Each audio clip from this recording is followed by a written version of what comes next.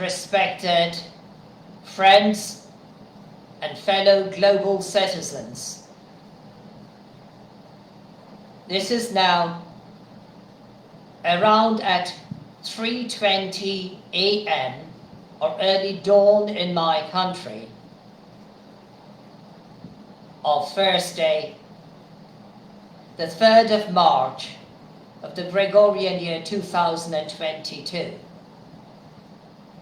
And I crave leave to extend my most slumber and indeed not merely thoughtful but mournful greetings to all of you. For the past 7 days, we all know the agonies which are being suffered and being shared by many of our fellow global citizens residing in Eastern Europe and in their neighboring countries.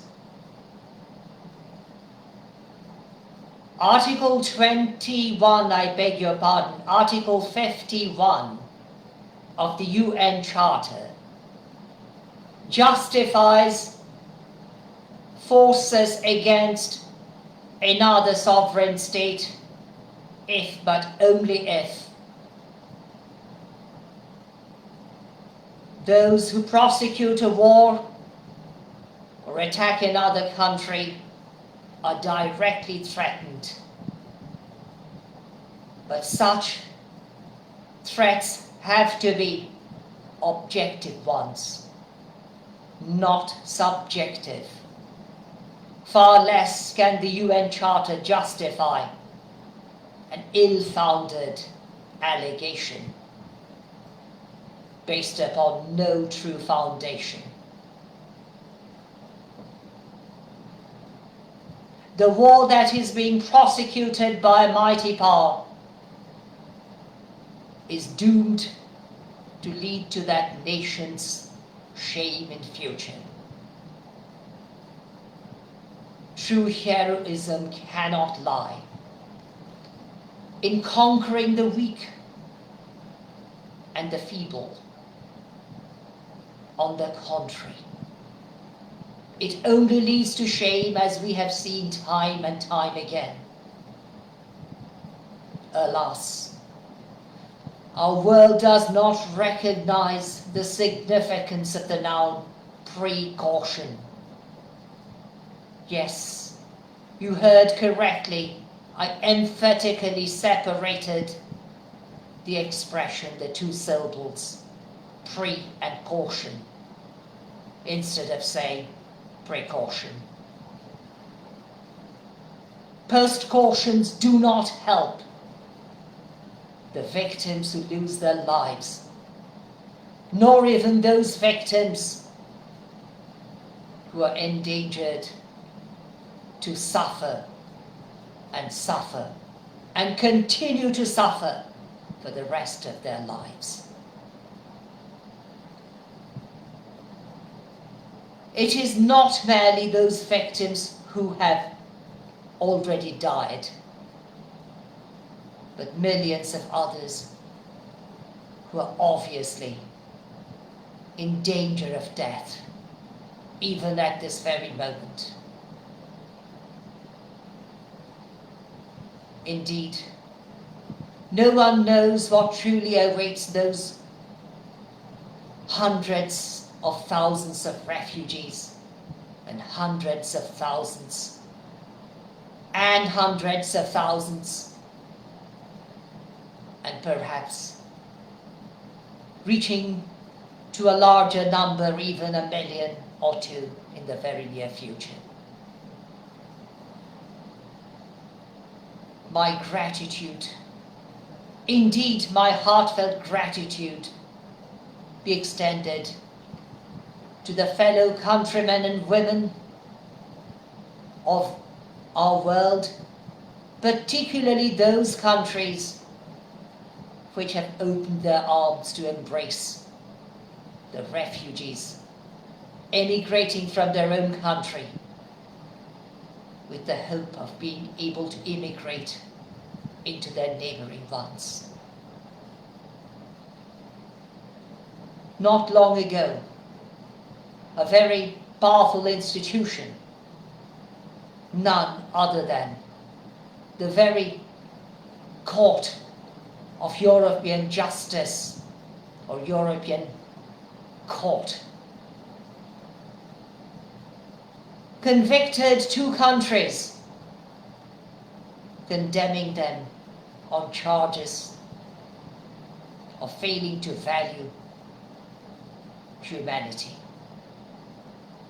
What a tragic irony that those 2 countries have now become the very,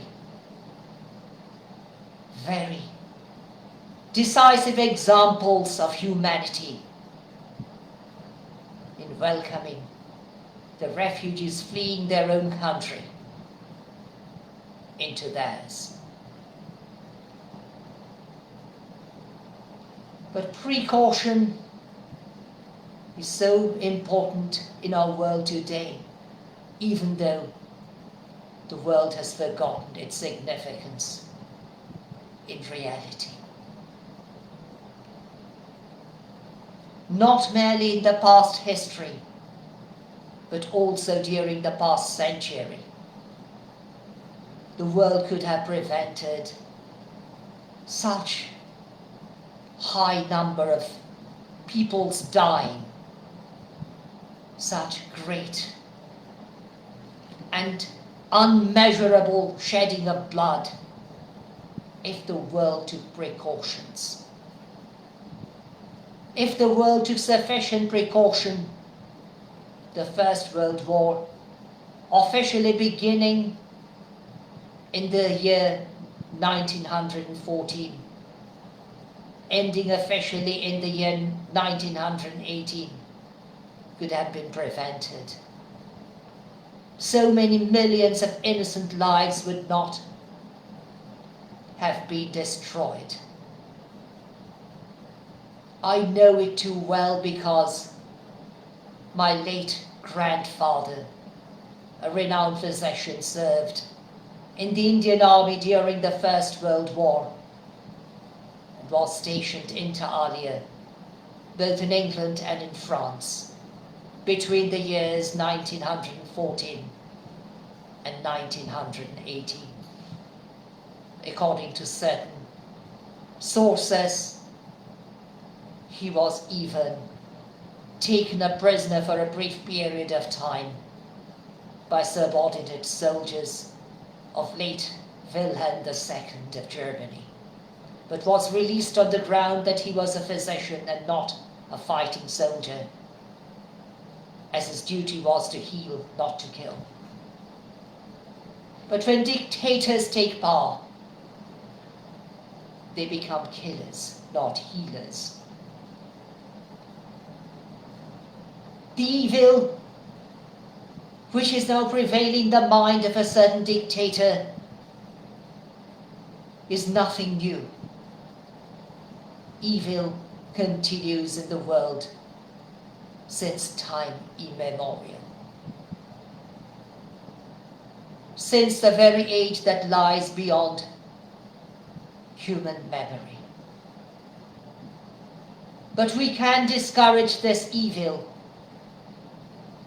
by standing firm with the victims and speaking out in condemning such evil practices. Indeed, my fear has increased dramatically, not for my own life, but anticipating the future of those victims, even those refugees and their children,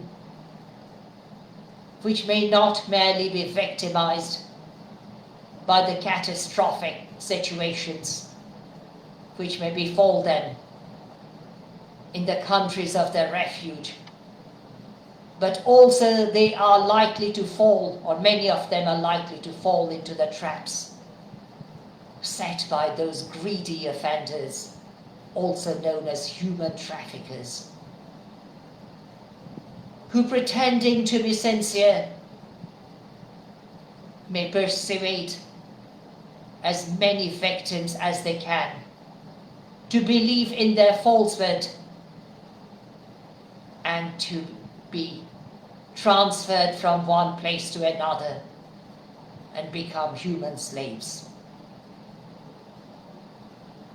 God forbid such a situation.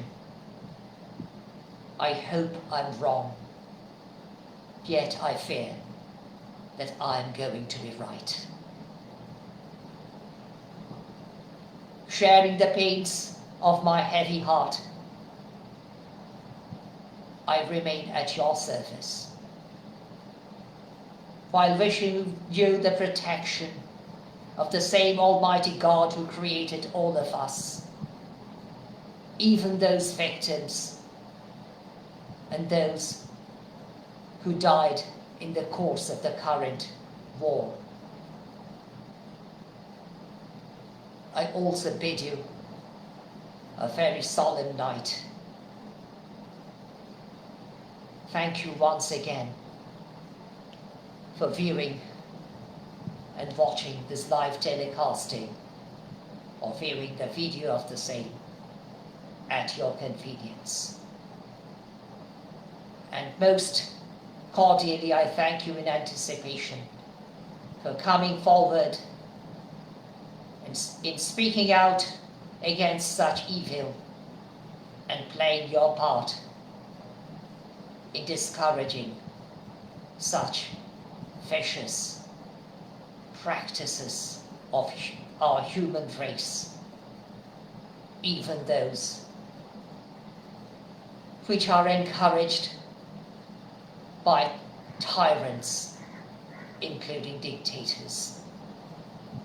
Thank you, and God bless.